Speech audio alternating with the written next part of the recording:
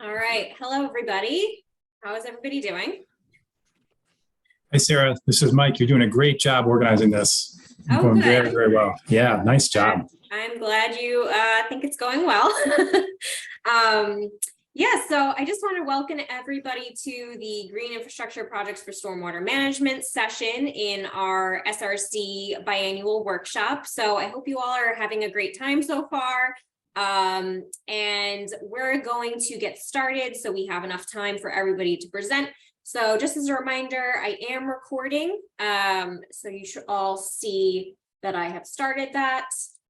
I just want to go over some meeting rules again. So same as the main session, please keep your phones and audio on mute and your camera off if possible, if you're not presenting, just because we do have a lot of people in the session and we want to make sure everybody's bandwidth can handle the meeting.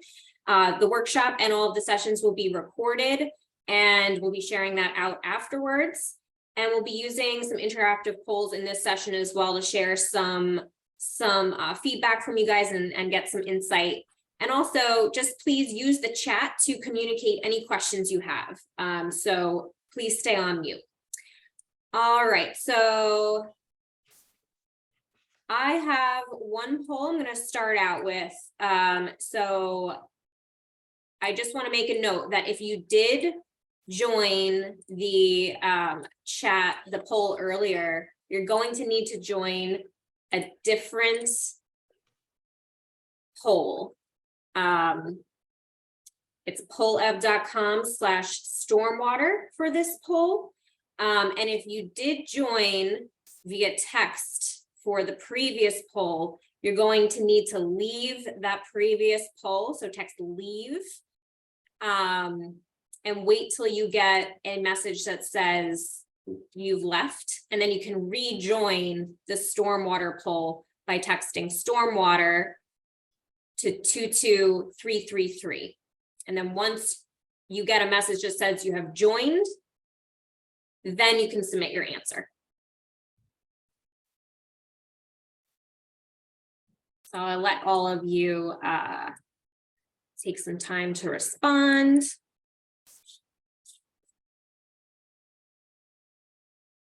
I'll put that information in the chat. And Gary, I see you have a message. Yes, all of the breakout sessions are being recorded and they will be distributed after the meeting to everybody. So even if you didn't get to tune into the, there's two you want to tune into, you can listen into both afterwards or all three. All right, so I'm going to go to the next poll. So what is your familiarity with green infrastructure? Are you very familiar? Do you know a fair amount? Do you know a little bit? You know nothing at all? Or you're not really sure? You want to learn more in general. So I think this will help us kind of get some insight on who's joining this session and what's your general knowledge and familiarity with the topic.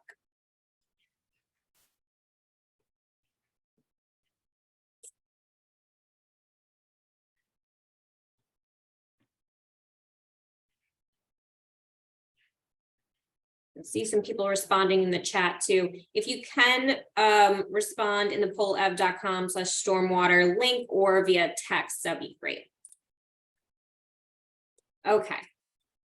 I'm going to continue on. So I want to introduce our facilitator for this session, and then we have two presenters. So we have Michael Dietz, who works with CLEAR.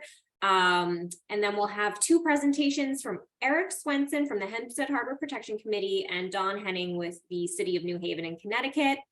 And I'll introduce Michael right now. So he is an extension educator at the University of Connecticut, where he is also a joint faculty member in the Department of Natural Resources and the Environment. Mike has been doing research and outreach on stormwater issues for more than 20 years.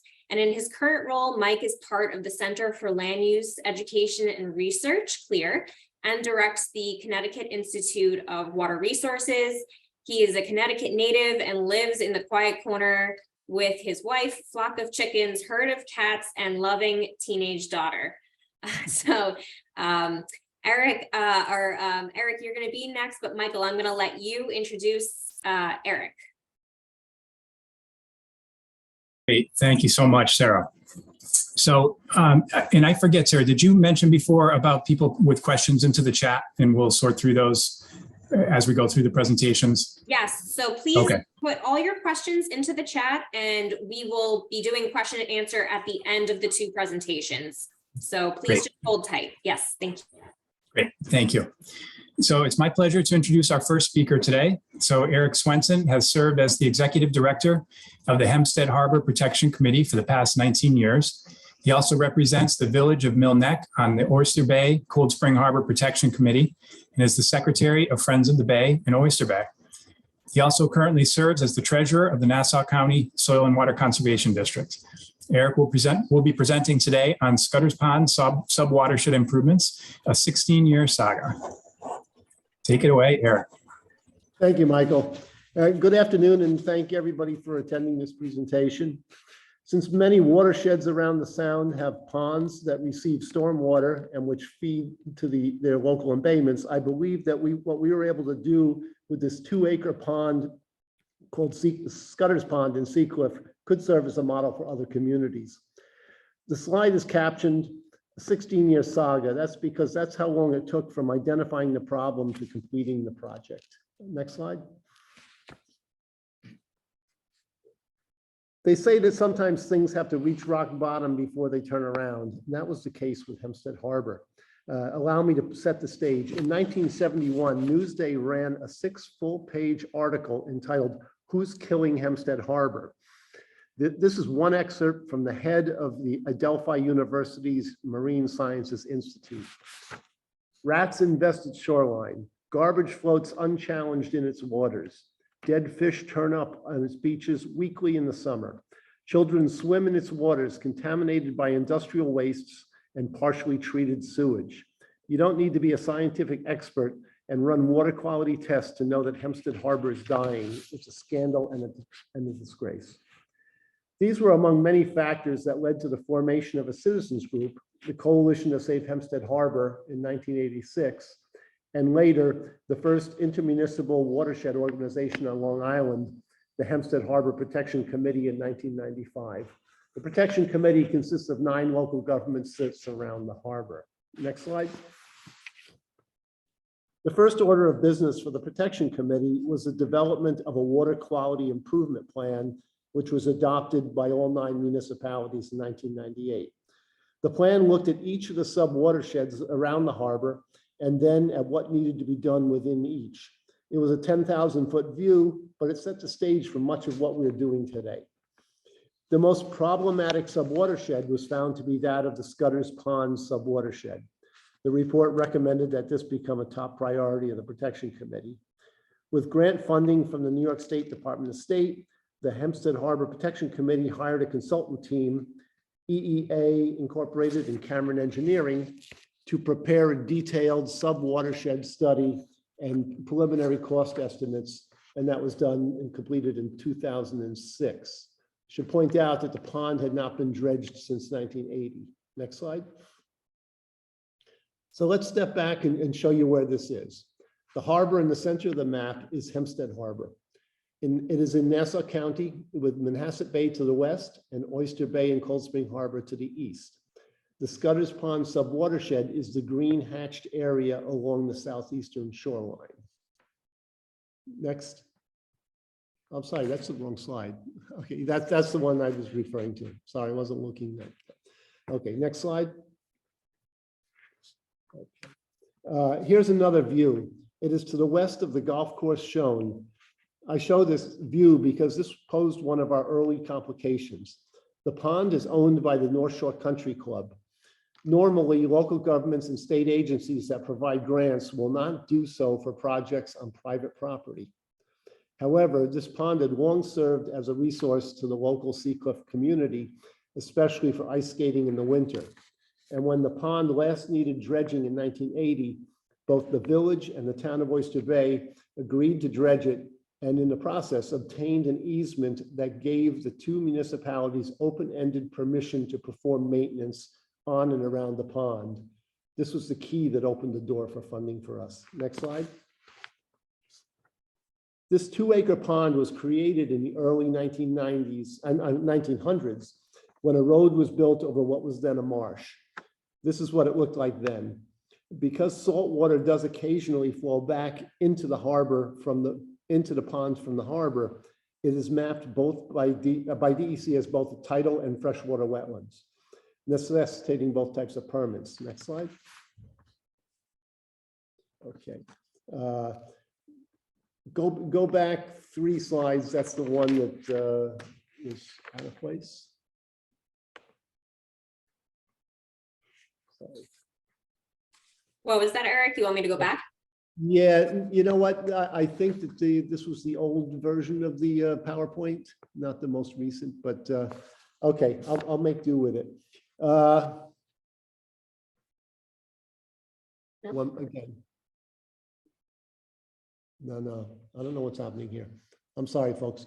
All right, I guess go back to the funding slide. Okay, we were fortunate that we were able to get 5 grants all together that we were able to match against each other to fund an almost $2.6 million project with very little out-of-cost expense.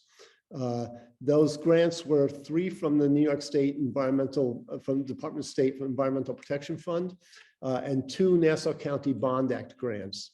And then in addition, one Nassau County legislator provided some additional funding. So in addition, there was some small amount of funding, $145,000 from the village of Seacliff. And in the end, after we went to bid, we had to kick in some more money, and the Hempstead Harbor Protection Committee committed another $200,000. Next slide. Okay. Of the Scudder's Pond, you have to bear with me because this is an older version of the presentation.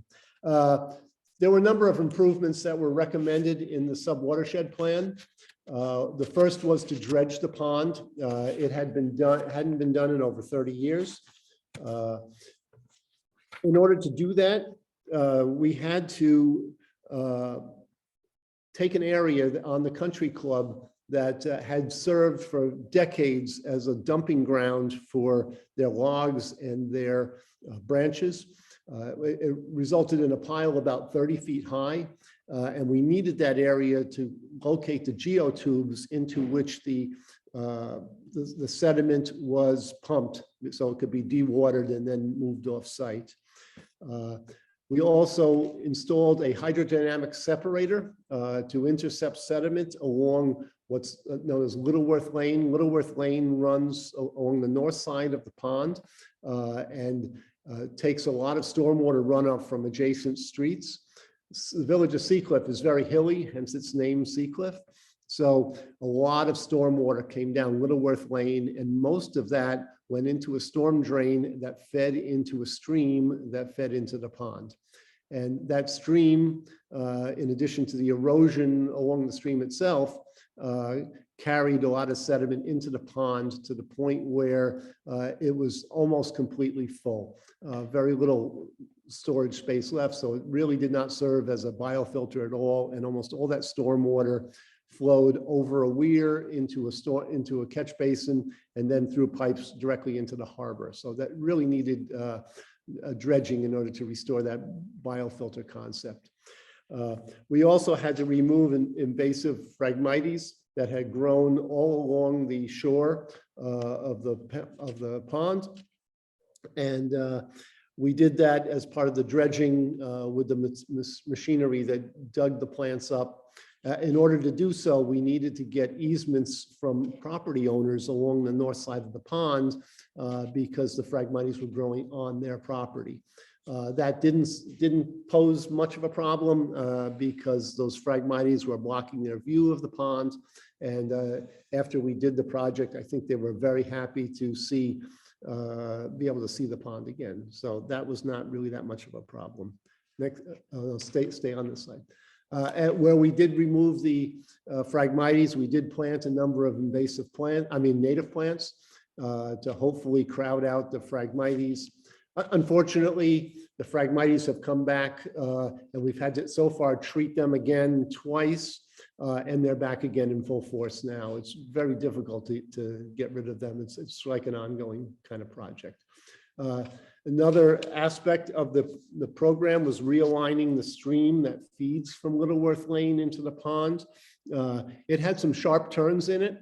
And what would happen is the banks would erode and that would create more sediment in the pond. So we redirected the pond, the stream, so it's more curved turns and planted some plantings along the banks, and hopefully that will eliminate some more of the sedimentation.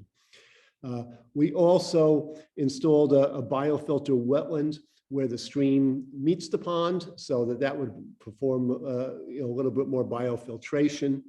There was also about halfway along that stream, there's a weir, an old weir that basically formed an upper pond that was used on the golf course. But that too was so filled up with sediment that it really was not functioning too much either. And some of that sediment was washing over that weir and going into the Scudder's Pond. So we rebuilt that weir, and I will show you some photos a little later on of what that looks like. We also intended to replace the weir along Shore Road, which is at the point where the pond then goes into the harbor. But we had some problems there. When we went to do it, we found that the natural gas line ran right through that weir. And we tried to get National Grid to relocate that line, but that did not happen in time. Fortunately, they have since relocated that line, so we can now proceed with replacing that weir, and Nassau County has included it in their long-range plans to redo that highway, that's not highway, but the roadway that goes by the pond. That's maybe several years down the road. We're hoping to do that sooner and trying to find ways to do that. Also, along the southern edge of the pond are a number of cottages that belong to the country club. Most of them are occupied by country club members in the summer. And those, because they're at the bottom of a hill, a lot of times their cellars would flood with stormwater, and they had no choice but to pump them out and into their yards, which then got into the harbor. So what we did as part of this project was to install catch basins between all the cottages to take that water. And then if those catch basins overflowed, they would then go into a bioswale that hopefully plants would take up some of that before it reached the pond. And then we also included planting of vegetation along the banks to deter Canada goose nesting. Next slide. Okay, so as you see, you really can't see it, but you can see where the arrow is. That's where the overflow weir was to the road. That then goes right into the harbor. That weir was and still is basically just a set of boards that holds back the water and keeps the level of the pond where it should be. Unfortunately, because it's just made of old timber boards, they do rot, and whatever supports them does give way. And that has happened from time to time. And when it does, the pond drains down to almost nothing. 2 years ago, we tried to do some repairs that didn't work. It's now being held up by just like 100 sandbags, and now it's tending to flood at some time. So we really need to replace it. Next slide. Okay, as you know, DEC is usually involved in these kind of projects, and they don't always wear the right attire for investigating construction, but they've been on the scene and they've been helpful. Next. Okay, this is the stream I mentioned. Littleworth Lane is in the background. It flows through here. On the right, you can see the new weir for the upper pond, and you can see how we recontoured the stream itself. This is really at the beginning of construction before any of the plantings were done, etc. Next. Okay, and this is the upper weir again. Next slide. Okay, and this is the hydrodynamic separator that was being installed along Littleworth Lane. The only place that we could locate it was actually between the driveways of two of the residents that bordered on the pond. They fortunately didn't give us too much of a hard time with it. The village does have to get in there from time to time and with a back truck and pump it out. But that is designed basically to take out a good amount of the sediment that would normally go into the stream and ultimately into the pond. So these are the Phragmites that were in the process of being removed. What you on the left was Shore Road, where this is taken pretty much like where the weir is that still needs to be replaced. And you can see that there's still Phragmites along the northern shore that were not removed at that time.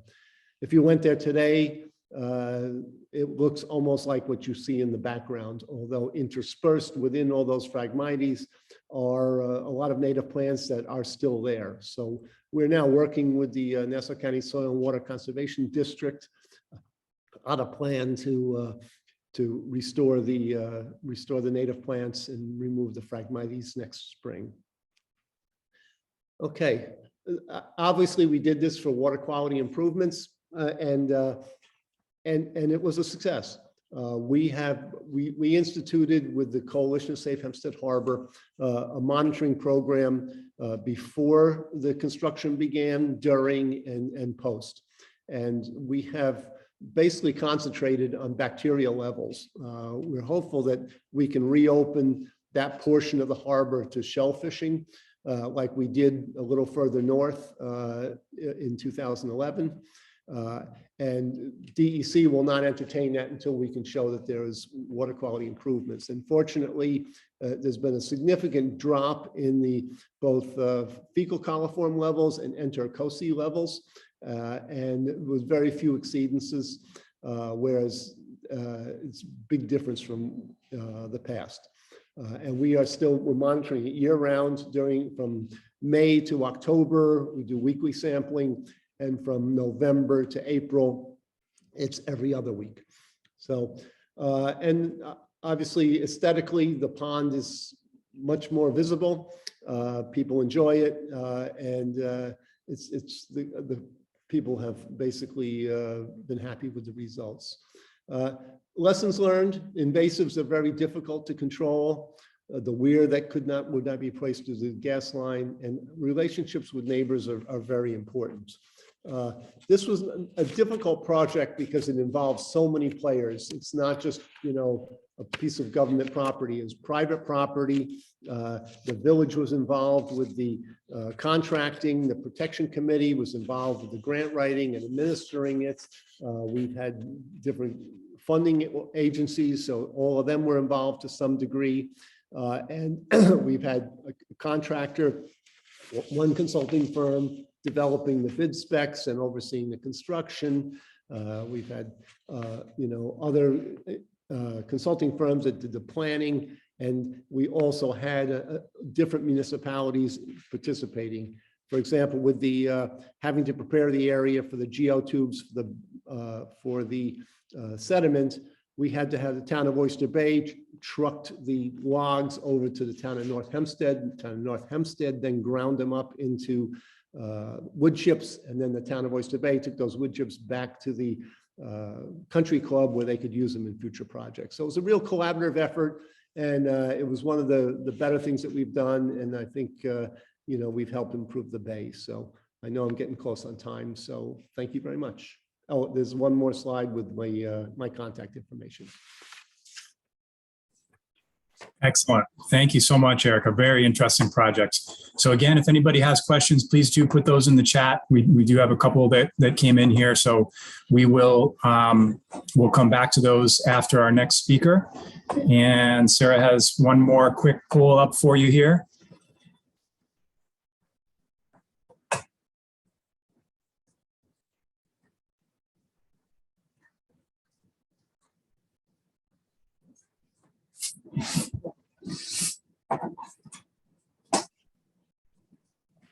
Okay, I know people are still entering answers, but I think this gives us a sense.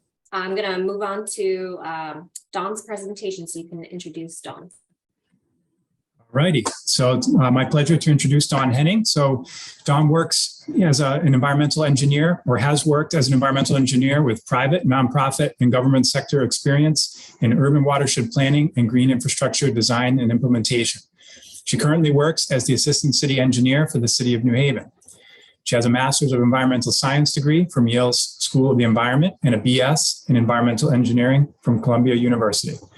Dawn will be presenting today on building resiliency using green infrastructure, a case study of the city of New Haven.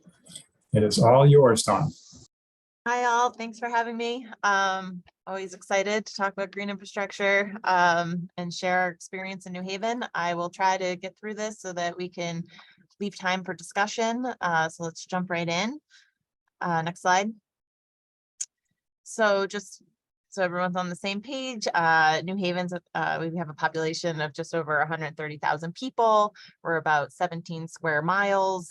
We're an older city, which means we have old infrastructure, and we have to deal with the impacts of that old infrastructure. We have a lot of transportation networks, regional rail lines, 2 major highways, airport, everything kind of crisscrossing, which also complicates, as you may see throughout.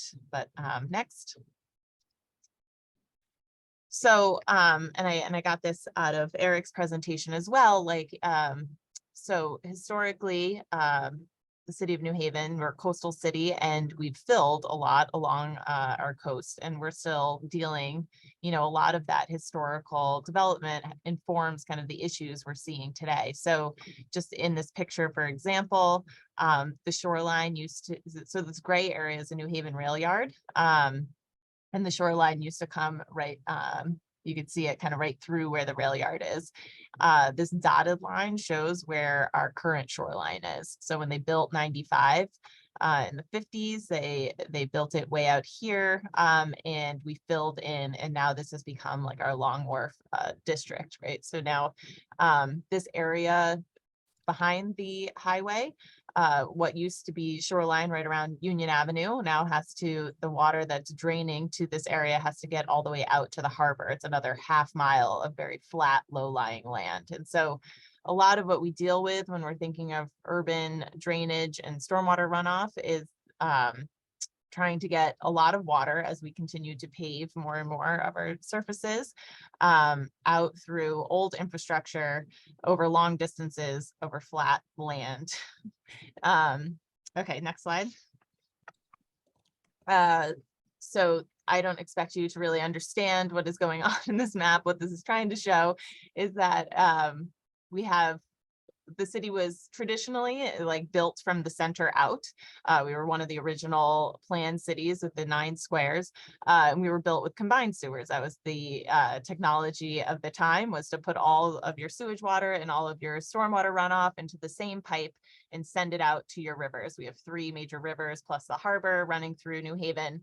Obviously, as you know, we grew and we had more and more people and more sewage that was frowned upon. And so you know, the older areas of the city in green, or the newer areas, sorry, and the east and the west were developed with separate sewers. So the idea now that you put your stormwater in one pipe and your sanitary sewage in another pipe, and you pipe all of the sanitary and combined sewage to a water treatment plant, which is great because then at least some of the runoff gets treated. But obviously we know that once that capacity is exceeded, you have combined sewer overflows where water, the combined sewage with the stormwater runoff is just, again, dumping untreated into our waterways. But I also like to point out that storm sewers aren't perfect either. Even though you're not getting the sewage runoff, you're picking up everything else from the roadways and the rooftops and everything else we see on the ground, the oils. And so, you know, there's both the desire to capture water quantity, but also for quality. So like as we move to separate sewers, we're looking to improve the water quality that's getting into those sewers. The areas in blue are areas where we have tried to deal with the issue of combined sewers by putting new sewers in the ground. And as anyone who does construction, particularly in dense urban areas, ripping up the roads and putting in new pipe is exceedingly expensive. It's a lot of disruption to everyone that lives there and is trying to travel through there. And so you could see how we're starting to turn to looking to green infrastructure as part of the solution to what to do about our urban drainage issues. Next. So all of this is exacerbated by the climate change that we are experiencing now. Circa, with the help of UConn Circa has come up with sea level rise projections for Connecticut. We're looking at up to 3 feet by 2021.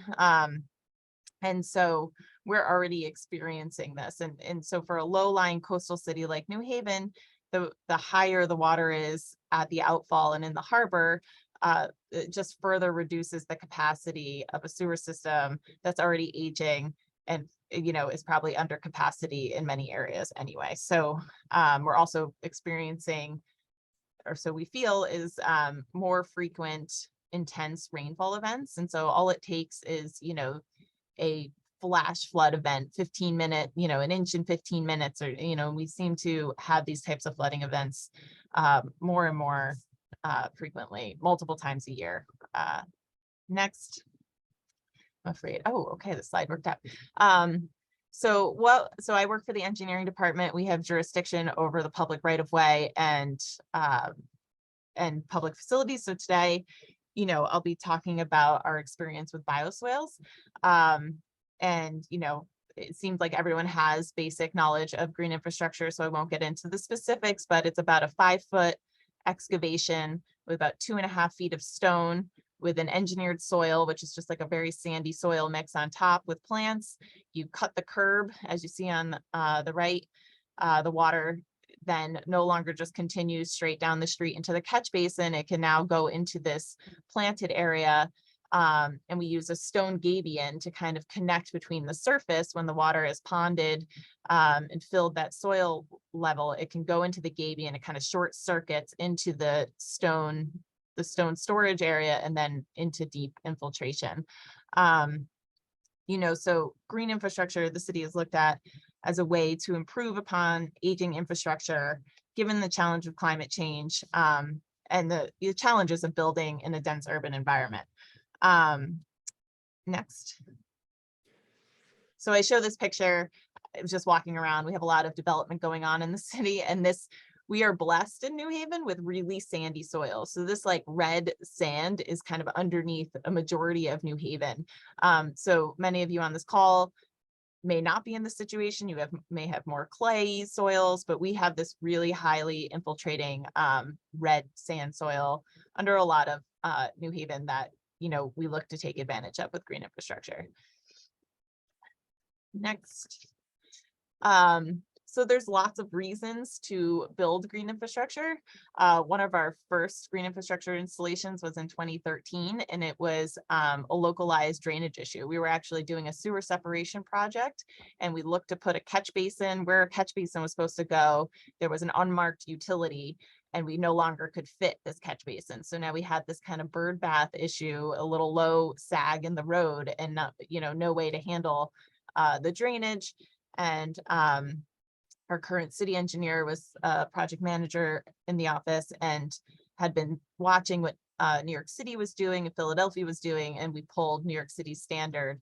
And we, you know, asked a local nonprofit if they would be interested in trying out this green, you know, this bioswale. And so we put a bioswale in. It handled it's continuing to handle the runoff from that area. And that was kind of our first introduction, was kind of out of necessity with green infrastructure. And from there, I'll talk a little bit more in future slides, but you know, we've gotten some grants to pilot some more green infrastructure bioswale installations. We've standardized that, and we've used them for CSO mitigation, for flood prevention, and other things. So next. everyone loves to talk about the benefits of green infrastructure. And if you read this list, you'll start to think that green infrastructure is going to solve like all of societal ills, right? Like, I mean, we start talking about it like, you know, it's going to, you put this 5 by 15 foot garden and you're about to, you know, all of our urban issues are going to go away. And I joke about it, and I think green infrastructure is wonderful, but I also, you know, it's limited. And I think one point I want to get across is that all of these co-benefits, you know, of green infrastructure are not inherent to green infrastructure, that you actually have to be intentional about getting these co-benefits, and you know, process is important, design is important, all of these things that you have to really think ahead and plan for if you really want to kind of achieve this list of co-benefits. But that, you know, the garden itself isn't necessarily what is giving some of these co-benefits. Next.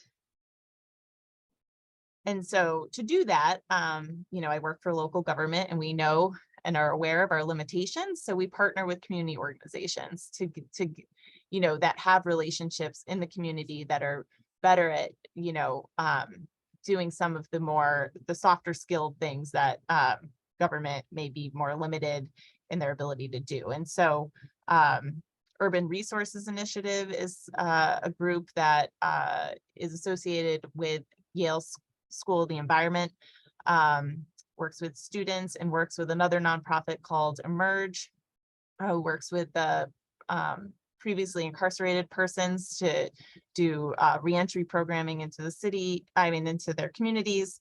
And Save the Sound, who I think is also giving a presentation currently. And then universities, we have to update this, it's no longer Yale Forestry, it's Yale School of the Environment and Quinnipiac. So taking advantage of kind of these local partners to, you know, do outreach, do community plannings, and do green job work that I think has been really successful and really added value to our projects. Next. So after that first installation, we worked together with URI, universities, our sewer authority, to put together a grant to NIFWF for funding for 8 bioswales within a 1-block area. This was at the edge of the sewer shed, with the idea that we could research, you know, the cumulative performance of these bioswales. Like, what are they taking up? Like, let's look at what happens in the sewer before we install them. Let's look after. And we also use this as an opportunity to pilot what we wanted our design to look like. Let's play with materials. Let's look at methods for installation, because one of the things that we were trying to do is, how could we build green infrastructure with low skill labor in mind? So we wanted to work with URI and Emerge, but, you know, they're not using a lot of heavy machinery. It's really all handwork. So, you know, New York City's standard was great, but we felt like there were a lot of elements in their design that were not critical to the functioning, but, you know, they had poured concrete headers and other things that we felt like were adding cost and maybe not really adding value. And so we use the grant opportunity as a way to play with different designs and get to learn about how these systems work. We also reached out to homeowners. We used it as an opportunity to partner with schools, and I think there was even a rain barrel education program. You know, it was like, let's talk about green infrastructure generally, because one of the great things about green infrastructure is it's visible, unlike all the sewers that are underneath the ground. And, you know, it rains, it goes in the gutter, no one ever thinks about it anymore. Green infrastructure allows us to have the conversations that we need to have about, you know, all this infrastructure that we don't see and the challenges that it presents. And so I think personally, it was really important for us to start small. We learned a lot in those initial installations. We had a second grant where we did another similar, you know, 7 installations, looking more to standardize the design. Again, continuing to find ways to install with low skill labor in mind. And then, you know, and we did these initial pilots in residential areas, and then we got a larger grant to do up to 200 bioswales in our downtown area. So that big watershed where we have a lot of flooding issues. And we installed a couple, as we had been in the residential areas, with this more rigid fencing, and found that it was breaking like every month. You know, I don't know what people are doing downtown. I don't know if they're skateboarding on this stuff, but it was just not, I was like, if we build 175 to 200 of these, we're going to be fixing these all day long. So, you know, we were able to, we decided we really need to put in this granite curb edging and a more flexible fence post and chain model, you know, to just kind of protect, but also for future maintenance in mind. So always designing with maintenance in mind as well. So starting small, working on pilots, and then we were able to standardize our design and try to now, you know, install these to scale. So next. And that was due to our downtown Bioswale project. So this is about a 600-acre area that drains to 2 outfalls that go out to the harbor, where we experience those two outfall pipes are just not large enough to take this whole area now that it's, you know, as developed as it is. And so the bioswales are kind of a first, you know, green first approach to filtering the water that's getting out to the harbor, and to infiltrating it, keeping that water out of the sewers in the first place, so that when we do build a gray infrastructure solution, you know, we're optimizing it and we're building in some level of resiliency. This project is now complete. We were able to do 178 bioswales within this 600-acre drainage area.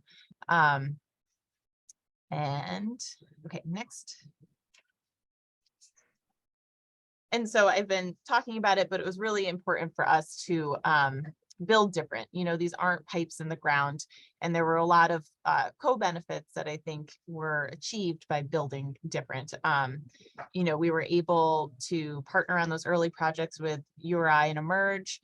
The project in downtown had to be competitively bid. It was federally funded, which meant that we had to pay federal wage rates, and but because they are a nonprofit, likely they were competitive, and they won the bid to build the downtown installations.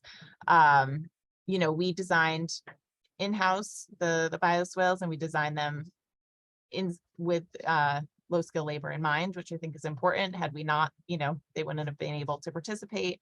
There was a lot of job skill training because the wage rates, well, I'll get into that. And then it built community support. So, you know, these are people, the workers were from New Haven.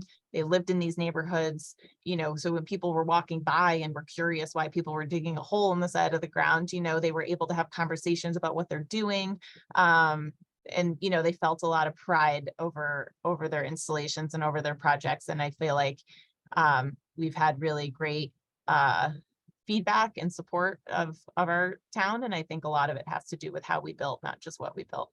So next, just to show, I think these next slides just show their work was also really detailed, really great. Like, you know, I think we also got a really good product out of working with Emerge. So they excavated 5 feet, they put the stone layer down, you wrap the sides and the top of the stone with the geotextile, then you can see the gabion here clearly. Then we put the stone, the engineered soil in, and the plants, and do all the edging and kind of detailed work. And so, you know, outreach was really important to us. So again, working with nonprofits, we reached out to adjacent property owners. Even though it is the public right of way, people take ownership over the land in front of their properties. And a lot of times in my experience, kind of throughout my career, I found that people just want to know what's happening, and the less they're surprised, the more okay with the project they will be. So, you know, we reached out to people before, you know, we knocked on doors, flyered, before the installations were going in. We let them know what was going to happen, you know, that it would take a couple days total. And this is what would be at the end. We also outreached after the installation to let them know how they could care for them if they wanted to. But I felt like that was a really important piece of why we have community acceptance of these installations. And so our outcomes, where we are today, we have 286 right-of-way bioswales. capturing about 1% of the city's impervious surface, roughly. About 70% of the bioswales were constructed by URI, and I would also say about 90% of them were grant funded. So I get a lot of questions about how we funded these installations, and a lot of it has been grants. The costs of the downtown bioswales were about $14,000 per bioswale. That's definitely higher end due to the federal wage rate requirement and the maintenance and protection traffic requirements for building in such a dense area. So I think that is the higher end number of what we've paid per bioswale. Next. And just some of the outcome, the physical outcomes. So we had partnered with the Yale School of the Environment, and one of the projects was in the downtown bioswale area. There are 2 pipes that run, one this yellow drainage area drains to, and the other one the green drainage area, and we put flow meters in the sewer, and he did a before and after control impact study where measured the flows during certain rainfalls before and then after installation of the bioswales. Next slide. And initial results are showing about 70% of the runoff was captured after the swales were installed. So we're getting really great capture numbers for these. He hasn't published this yet, but I would love for him to, so I could share that information with everyone. But it was almost shocking, and I almost feel like it's too good to be true. But we do know we have those sandy soils where we're getting 40 inches per hour types of infiltration rates. And so it is plausible that we are getting really good infiltration from these. Next. We've installed signs at a lot of our bioswales. This one's a more extensive one. We have smaller signs throughout the downtown area. You know, we think it's really important to have these conversations about what this infrastructure is, why are we doing it? And also, you know, the work that we did with Emerge speaks for itself. Emerge has really great success in reducing recidivism amongst their members. They were also able to use the Bioswale project because of the federal wage rates as, you know, a kind of incentive or reward or, you know, show of appreciation for the growth and the work that they've been doing within their program. And so, you know, it was really like an honor to the people working on these projects, which was, you know, they took a lot of pride in them, which was really great too. Next. And, you know, I just had to end with maintenance because we always talk about maintenance, and there is definitely maintenance to be done on these.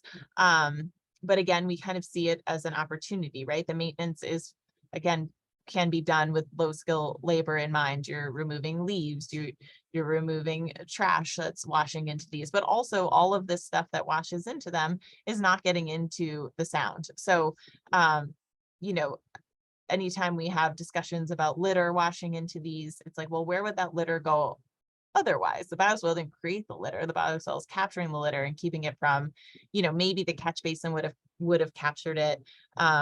But there's also a chance that it would have ended up in the harbor and our rivers. So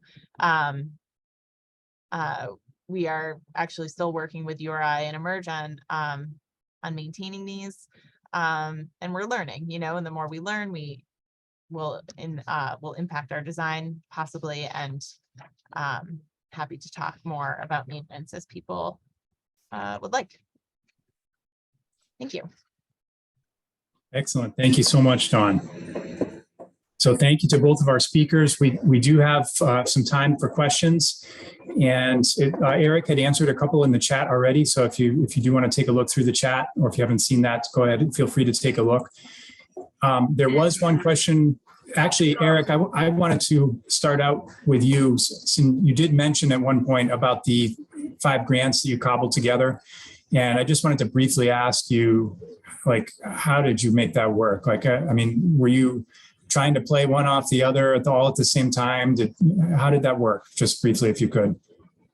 It sort of evolved. I mean, we originally applied for one grant with the Department of State. And during that process, realized that the project, was going to require more than that. So that we did 2 rounds in a row. We applied for that. In the meantime, the Nassau County had issued, 2 bond acts over that period of time, and we applied for those bond acts, and it just sort of all came together, while we were doing, the initial study. So it just worked out. We were very fortunate. That's still pretty impressive. And I just want to note, I did have one poll question, just to follow up on Dawn's presentation, to see if anybody has done a similar project or is considering one. Just to put that in the chat, I think would be nice to know. While Michael is reviewing questions, I think we've gotten a few more in the chat. Yes. So Dawn, this one is for you. So this is from Gary. You had mentioned the 1% of impervious area in the city that was treated. And for the small, he was asking about the 70% treatment. And I think that was just for those small study areas where the monitoring equipment was installed. Can you just confirm that? I can't extrapolate, unfortunately, to the whole 1%, but right. that was part of the research for those 2 areas where multiple bioswales were installed, and it still seems really high to me. It's impressive. I agree with you. And do you remember, like, what was the time frame with that? How long was this period of study? I know he was collecting more. I don't know exactly. Okay. I don't want to say. Because I mean, honestly, if design-wise, that we expect to get about 80 to 90% retention. That's if the typical sizing criteria are used, where we're designing for a 1-inch storm. So that's really not out of line, in my opinion. But I guess say, though, that we didn't size them for anything. We really we had a standard size, and for anyone that's looking at these, we really looked to where our catch basins were, and we tried to put one before every catch basin we could. Some have 2 within a stretch, but it's about a 200 to 300 linear foot stretch of road approximately, and we just kind of put a bioswale there. We were just trying to saturate the area, and it honestly became hard with all the other impediments in the road to find places to put the bioswales. It wasn't like I had excess space. It was, you're trying to capture as much water as you can, so we just tried to put them before catch basins. Gotcha. So quite a bit of variability in the size of how much area they treat. Yeah, they're not all the same. Okay. So a couple more questions on that, on the design topic. So are your designs available for sharing so that other municipalities can start with a proven concepts? I did. I put our, where we have our construction standards, and bioswales are in there. Great. So happy to answer any questions people have on those. But great. Okay. Thank you. And the granite curbs as a design piece, is that more for aesthetics? Is that functional? It's a few different things. It was, liability, just trying to keep people out, because these are depressed areas lower than the sidewalk. We didn't want people falling into them. So the fencing and the curbing do both of that. But I think the curbing works well to kind of hold up the sidewalk. So if the soil level is down a little bit, you're not exposing the base of the sidewalk.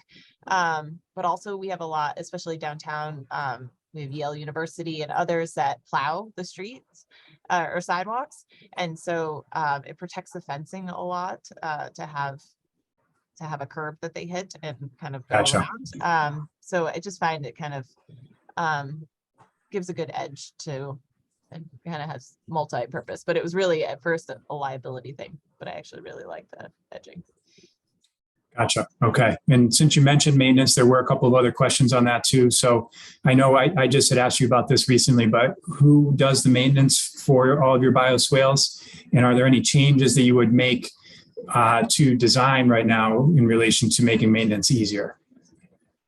Good question. So we bid out the maintenance, and right now it's really just basic maintenance of kind of removing debris from bioswales, whether that's leaves or trash or weeds. And URI and Emerge won that bid. So they are So the same people that built most of them are also maintaining them right now. We do have groups that go through and maintain. I think Yale is doing some maintenance for the ones around their campus. And we know that some organizations and homeowners are taking care of ones in front of their property. But we don't have any current just like regular volunteer groups going out. We have some that have kind of been informally adopted and are taken care of by people.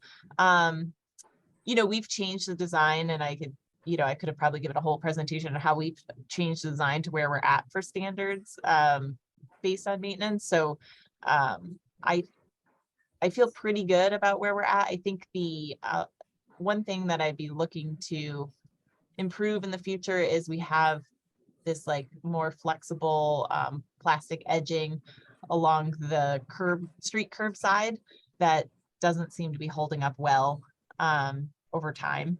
And so Gotcha. Okay. to do something with that. Okay, great. Thank you.